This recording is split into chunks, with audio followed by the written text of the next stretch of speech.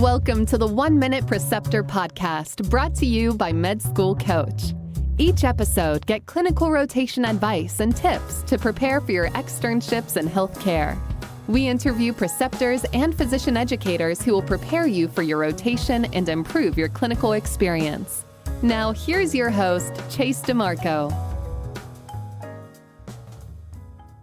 So many international medical graduates, or IMGs, have questions regarding navigating their clinical experiences. Dr. Nina Lum is a family medicine hospitalist and the host of the IMG Roadmap Podcast, as well as the course and blog. And she's here to help us gain experience and advice for letters of recommendation to boost IMG success. Nina, thank you so much for coming on the show today. Hey, thanks, Chase. I really appreciate being on here. That was a great intro. I was like, is that me? Well, it's great having you on here because we haven't really done anything focusing on IMGs on this series. So I think it'll be a very useful topic. And I'm also an IMG. So there are a lot of questions that I had and that my classmates had, and I still hear about often. So having someone that specializes in this categorization of students is probably going to be very helpful for the audience. Well, I'm here to help. Bring the questions on. All right. I got to start with an icebreaker question. It's a weird one, but what is the most outrageous thing that you've seen in the academic medicine setting? The most outrageous, I would say the most outrageous thing for me is the ego that you can perceive when working in an academic medical setting. And what I mean by that is there is some level of arrogance that occurs in medicine, which is normal or has been normalized. And that can run from the way that students get pimped, the way that residents get taught, the ways that surgeons were trained. And so it just varies from institution to institution. But there is almost a certain level of bullying, or what I call an ego fight, that goes on in medicine, which is completely unnecessary and stands in the way of the learner. Completely agree. Yeah, that's actually been a topic on many past episodes. A lot of physicians feel like either they were bullied as a student or they see other preceptors that are a little bit that aggressive type A personality towards their students and trying to get away from that kind of mentality and finding that that's much more beneficial for the learning environment. I agree with you. I mean, some of us that are maybe just 5 years out of residency, like myself, may have had a better experience because we got in right at the time where the ACGME was, managing and changing laws around the duty hour rules. But then, I know that has changed several times since I started residency approximately 7 years ago. There's also the older generation of physicians that feel like that not having limitations on physician or not focusing on physician wellness was actually beneficial for them to be properly trained. So there are two sides to the coin, but I think the bottom line is there is definitely an area for improvement when it comes to eliminating or reducing the level of what I call the ego fight or bullying in medical education. Yeah, there's always room for improvement, and we should always be looking how to improve ourselves anyway. So when a topic is brought up many times by your colleagues or other people in the field, it's probably good that we listen to that and kind of think about how are we utilizing this or abusing this, or how we can make changes personally. Absolutely. I agree with you.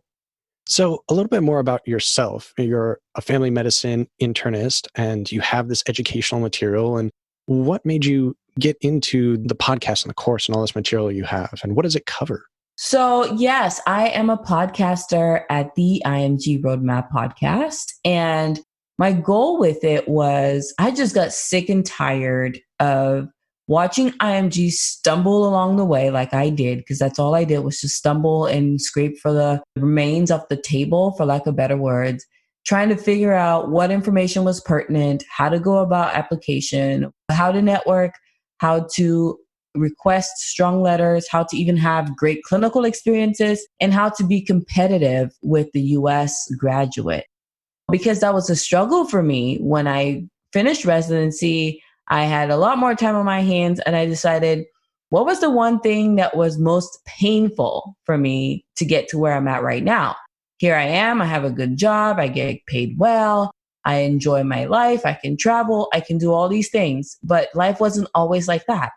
And so I started to reevaluate and think about what are the things that stood in the way?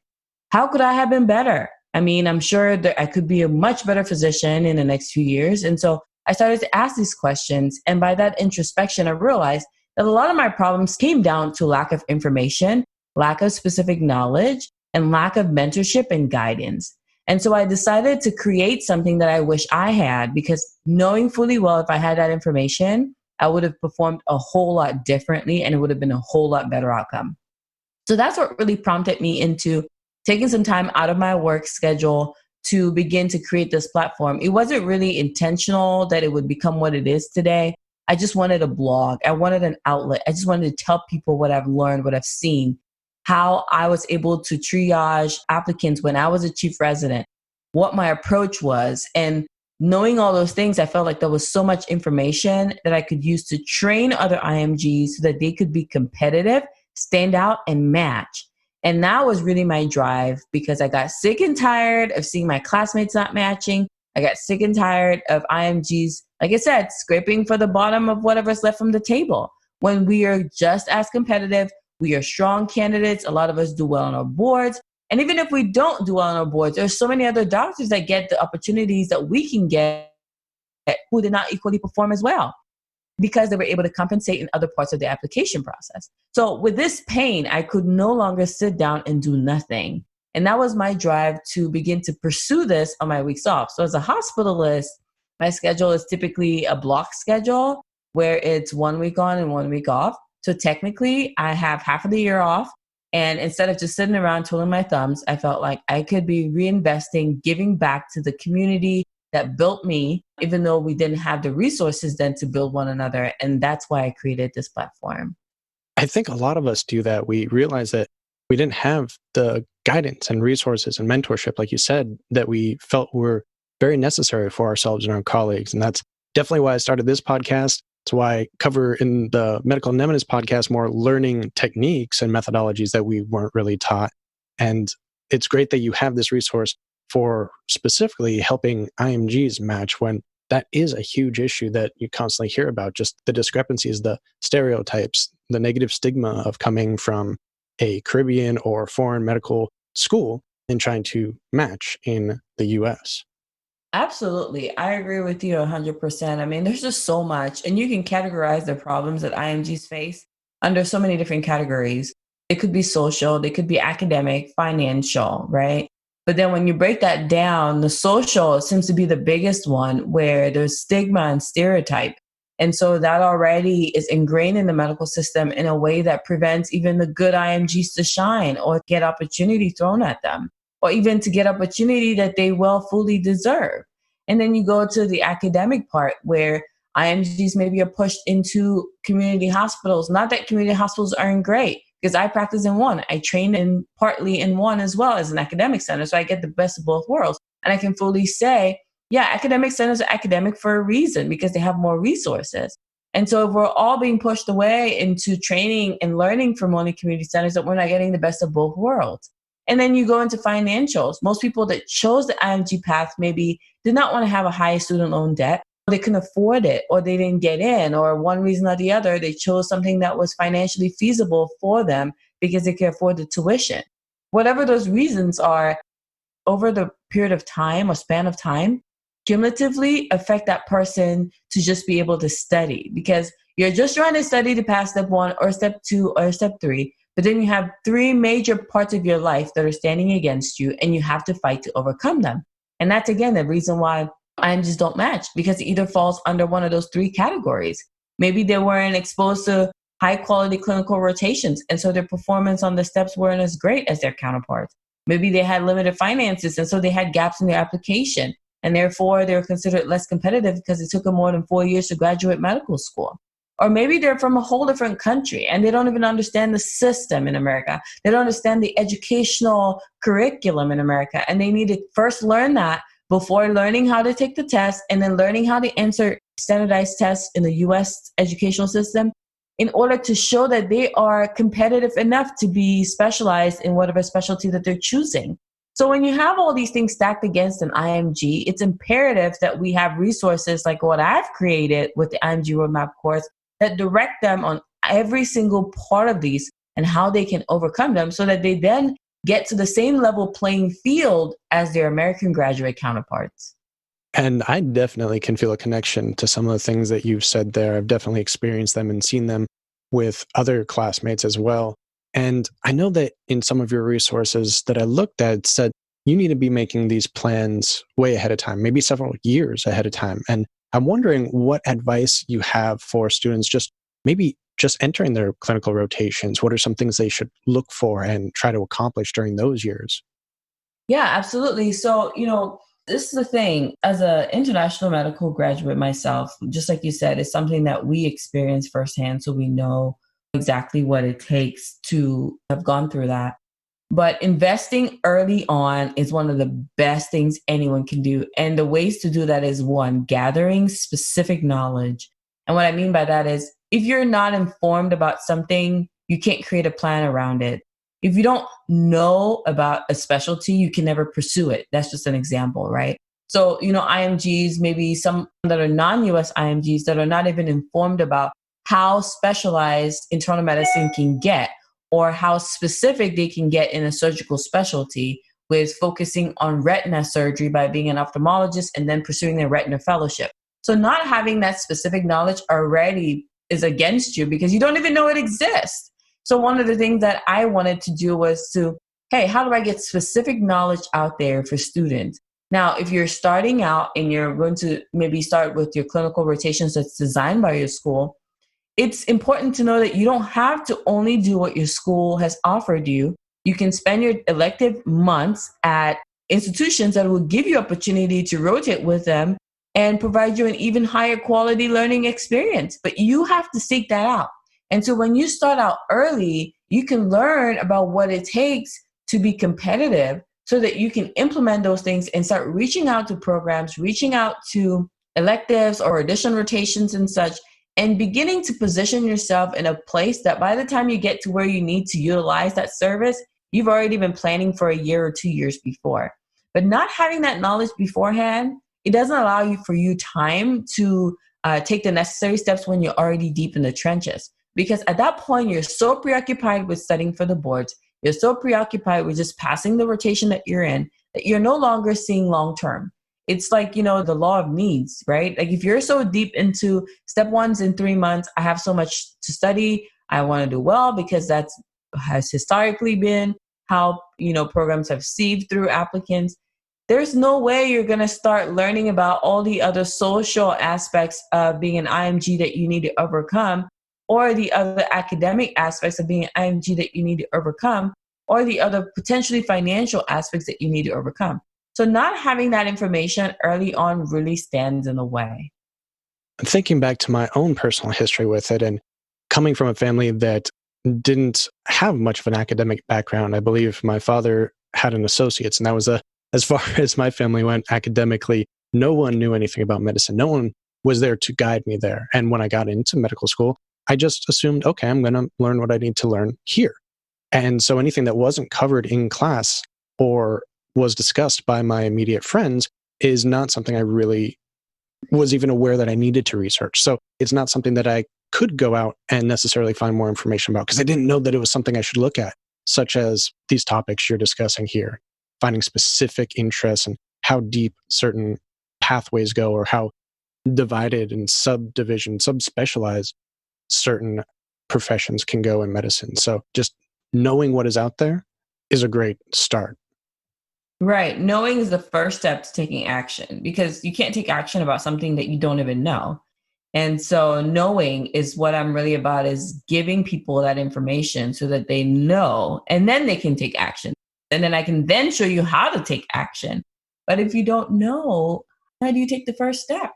Yeah, and I guess this is a great plug for both of us, is podcasts are a great free resource to talk about topics that you might not hear about otherwise. They might not be as common from your school, from your academic resources. So using these free resources out there can be a great way to find out more about things you didn't know existed before.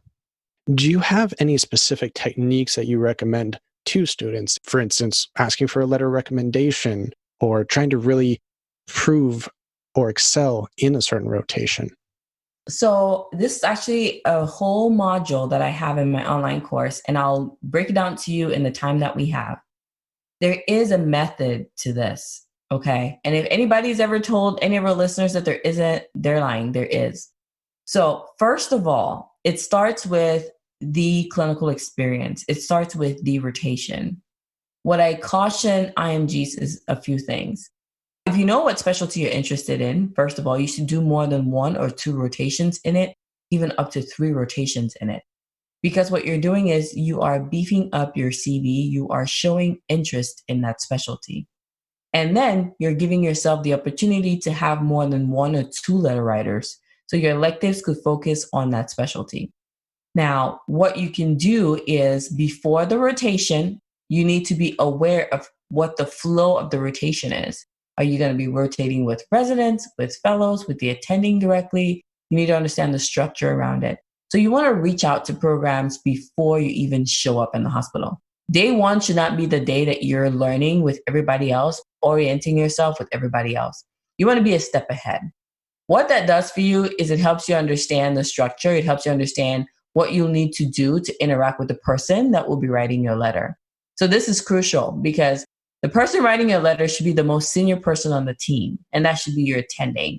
Now, a lot of times you'll be interacting with fellows and residents a lot more, but that should not deter you. And this is particularly if you're in a multidisciplinary setting. Now, if you're in a private practice where it's just you and the attending, it's just a matter of likability and how you influence people and how you make friends. So now going back to the multidisciplinary setting, you're going to understand the structure of the rotation. You're going to understand who you're working with. And then the second tier to that is you're going to identify who your potential letter writer would be.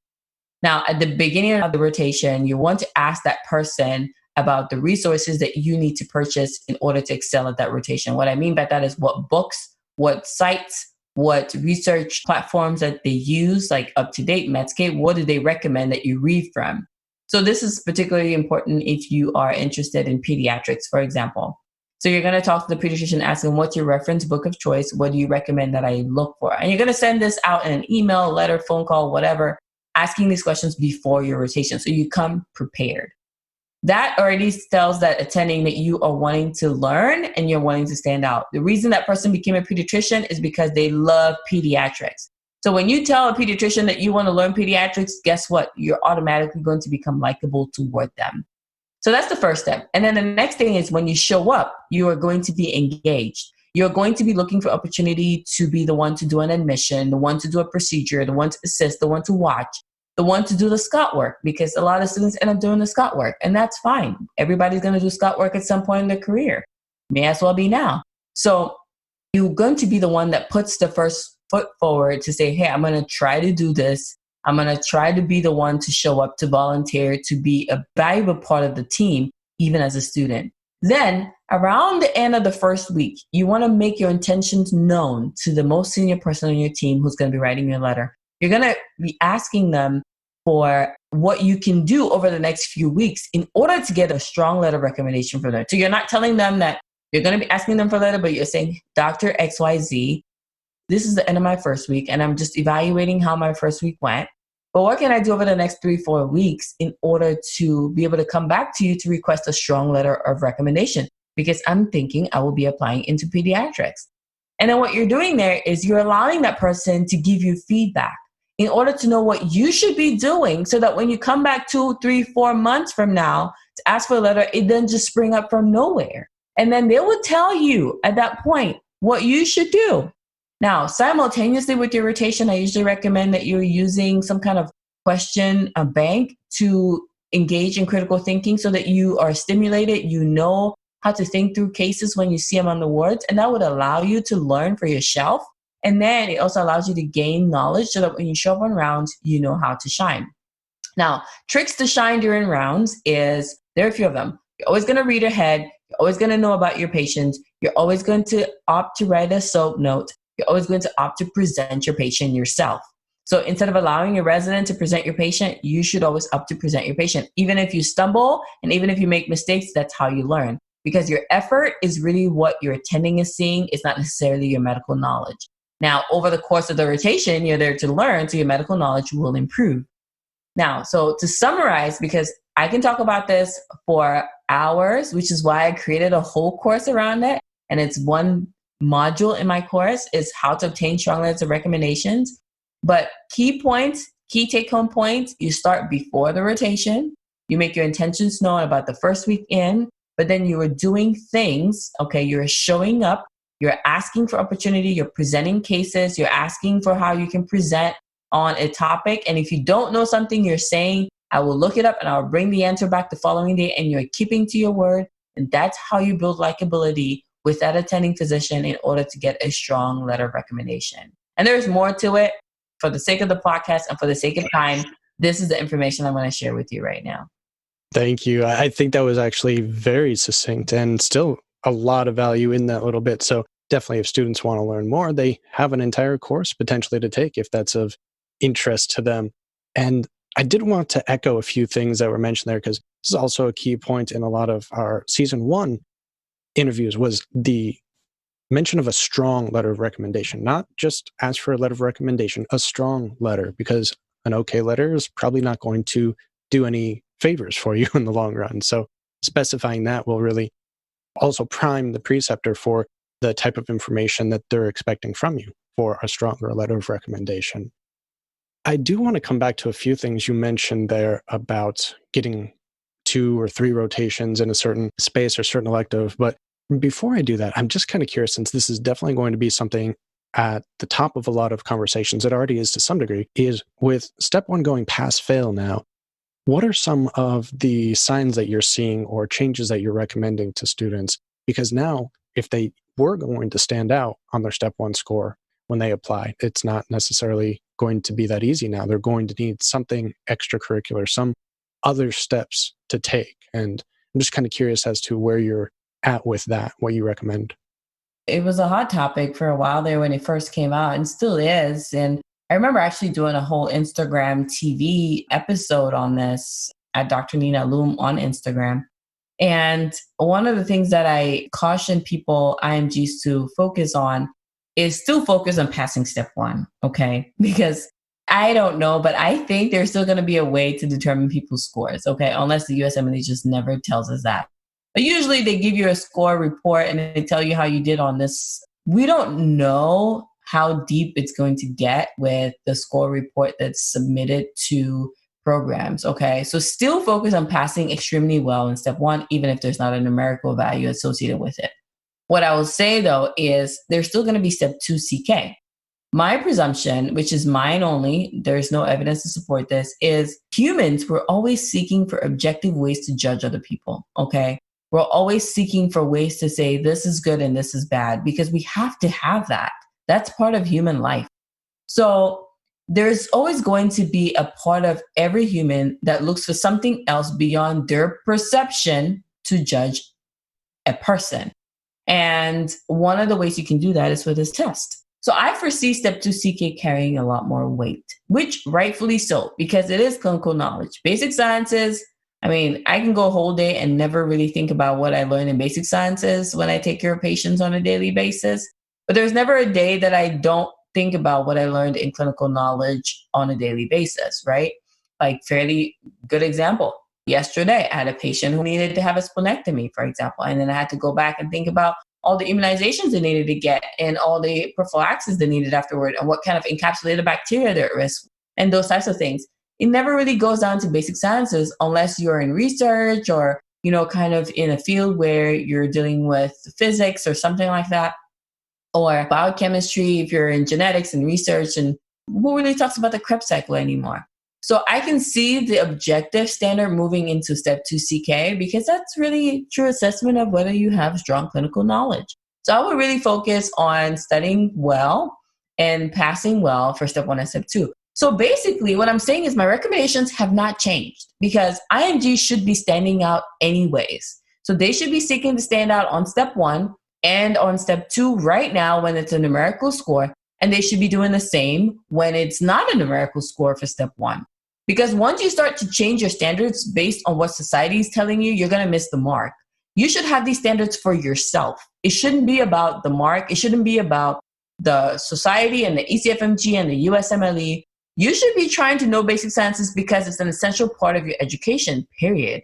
You should be trying to study for CK and pass well because clinical knowledge is an essential part of your education, period. It shouldn't be about a numerical score. But I know sometimes when we're in the trenches, it's hard to see beyond the current picture. We can't see the big picture so easily.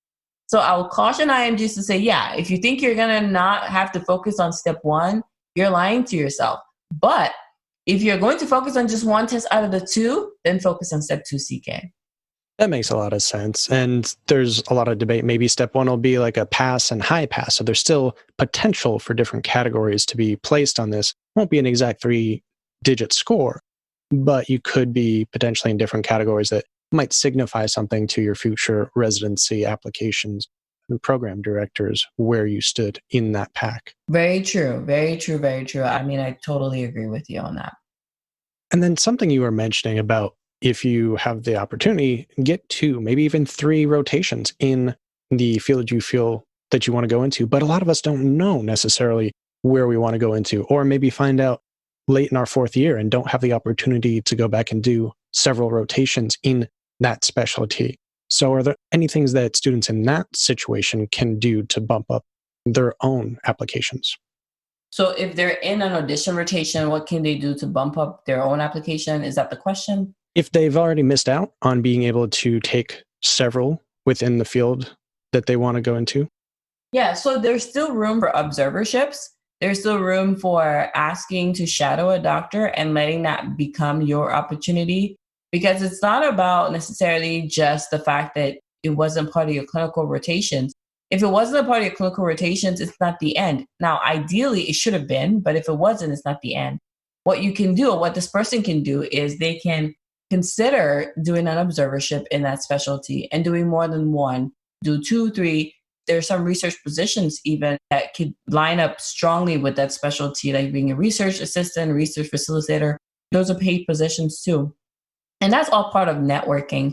And networking, again, is a separate module on the IMG Roadmap course where I talk about the value of US clinical experience and how to network as an IMG, because it can come down to shadowing doctors, doing an observership, working in a research-related discipline of that specialty, attending conferences, writing posters or research papers and articles. There's so many ways to go about it, but networking is such a broad topic. But in medicine, we don't ever focus on it because we always hope our scores will speak for us. But I think that there is a strong part of networking that it remains untapped in the medical world. And IMGs especially need to be investing a lot more time into how they can network, starting in the communities that they live in. So emailing programs in your communities because you have a tie to that community could be one way to get your foot in the door. And then looking out for societies and organizations in your community. So if this person's interested in general surgery, well, look out for the American College of Surgeons chapter in your state and then see how you can volunteer with them. That's one way to meet several surgeons who may be affiliated with programs that can allow you to come shadow them in the OR. And by virtue of that, you're exposed to what their requirements are and you can express interest. And because you have shown up, you have networked your way into being called back for interview. So those are just, very easy ways that IMGs can get in the door without coming through the front door. I think that's a lot of good advice and some good resources there. I do want to caution students, though, because there are a lot of, I would call them maybe predatory rotation agencies out there that offer these observerships and shadowing experiences, but they really, really take advantage of the student in some circumstances, in some situations, charge them a lot of money and don't give them very good experiences to begin with. So I don't know if this is an area that you're very aware of or have any advice for, but is that something that students should potentially be wary of? You're right. With every problem, there's always a person trying to fix the problem. And then you have someone else that comes in and wants to munch off of the person with the problem. And so it's the same with medical education. There are services like that would offer really low quality rotations to students that don't help them get matched. But pose as if they would. So I think that it's important for the student to look at certain criteria when picking out a program. So it's not about the company per se, it's about the program that each company is presenting to you. Because within each company, you probably have a good rotation and a bad rotation. So you want to figure out what other people, prior residents or prior students that have gone through that program have to say about it. And then 2, you want to also figure out what setting it's in. I actually have an ebook, which I think we should give out to everybody that's listening to this. And it's basically the IMG guide for clinical rotations. And following that ebook, what I described in it was, you can rotate in a multidisciplinary setting or you can rotate in a private practice setting. Multidisciplinary settings are always best because it's usually always affiliated with a teaching program. A teaching program has been vetted by the ACGME, the Accrediting Institution for Graduate Medical Education. So that means that they follow set protocols and policies in training residents so you can guarantee a high quality learning opportunity. So once you're in a multidisciplinary setting that is affiliated with some kind of vetting process by the ACGME, you can almost guarantee that it's going to be a great experience. As opposed to a program that doesn't offer that because it's a one-on-one in a private practice in the middle of nowhere. And so those are ways that you can use to gauge this. And for anyone that's interested in that particular ebook, you can just go to drninalum.com. That's drninalum.com and subscribe, and it will come directly to your inbox so that you can use that to vet through what kind of clinical experiences are better for you to pursue. I definitely would like to look at that myself and might use that as a resource because I speak to IMGs frequently about these topics and about the horrible experiences that I had with several rotation agencies that I used and what they said was going to be a part of the rotation, what actually happened there. And had I looked at that organization and Googled spam or complaint afterwards, I probably would have seen all of the past complaints on those companies. And sometimes I did see them and I ignored them anyway. And then they charge very large amounts of money, especially for the multidisciplinary rotations versus private practice. So sometimes you don't need the multidisciplinary. Sometimes you just need to get an elective out of the way. So a lot of different things to consider on that. And I'd like to speak with you more in the future about that, since we are actually trying to form a platform that'll help students, especially IMGs, finding these different qualities of rotations and different ways to approach this topic in general while also not being price gouged. Absolutely. I'll be here to help in any way possible. I'm all about IMGs, rooting for them. I'm here to help. So a question for you, actually, you can pick either one of these, it's up to you, is what is the biggest change you hope to see in academic and clinical medicine in the next 5 to 10 years? Or what is the accomplishment that you're the most proud of? I think the biggest change I want to see is inclusivity, especially for my fellow IMGs, getting them into even what has been previously considered relatively competitive specialties. That's what I look forward to.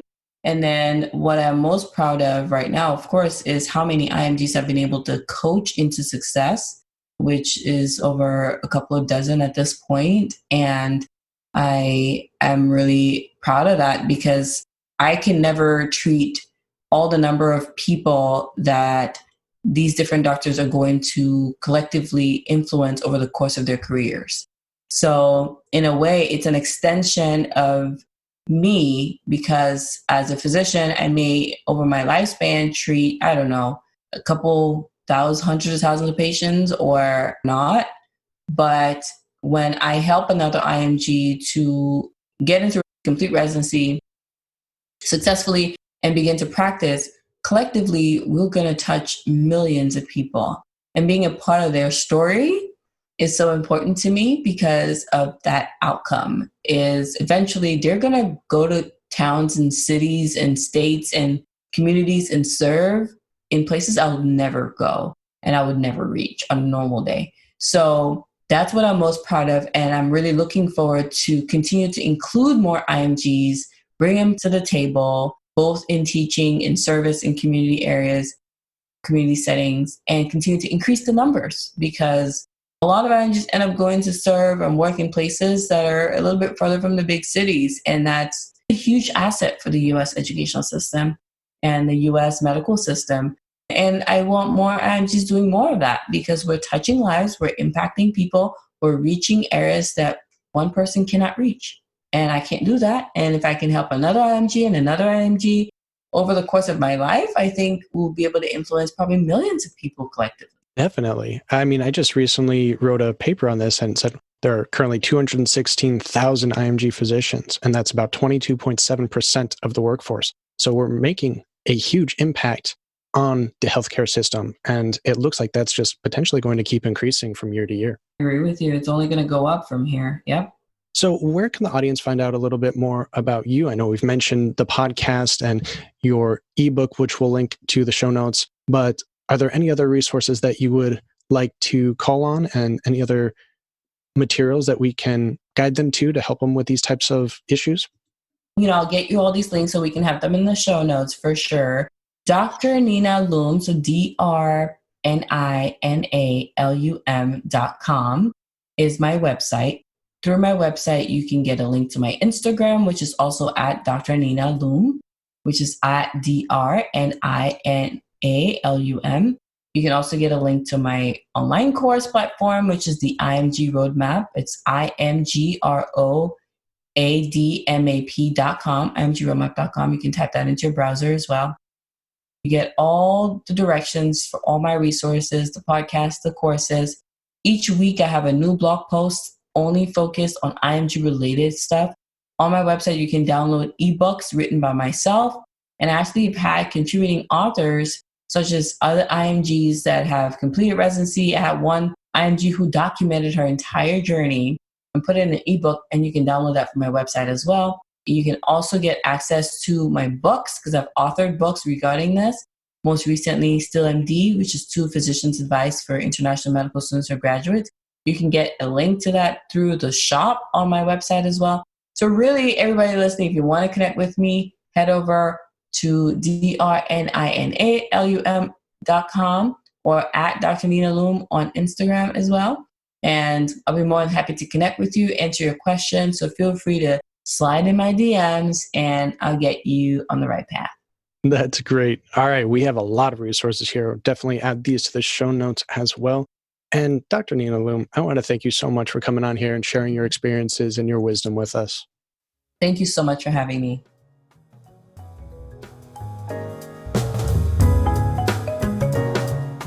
Are you looking for productivity and study coaching? You can now register for a free 30-minute session with me, sponsored by Prospective Doctor. To register, go to prospectivedoctor.com/chase and register for a 30-minute coaching session. And if you decide to use their MCAT or USMLE tutoring services, you can now use the code CHASE10 and receive 10% off of your purchase of up to $400. Just enter CHASE10 to get your discount now. The 1 Minute Preceptor podcast is powered by Med School Coach.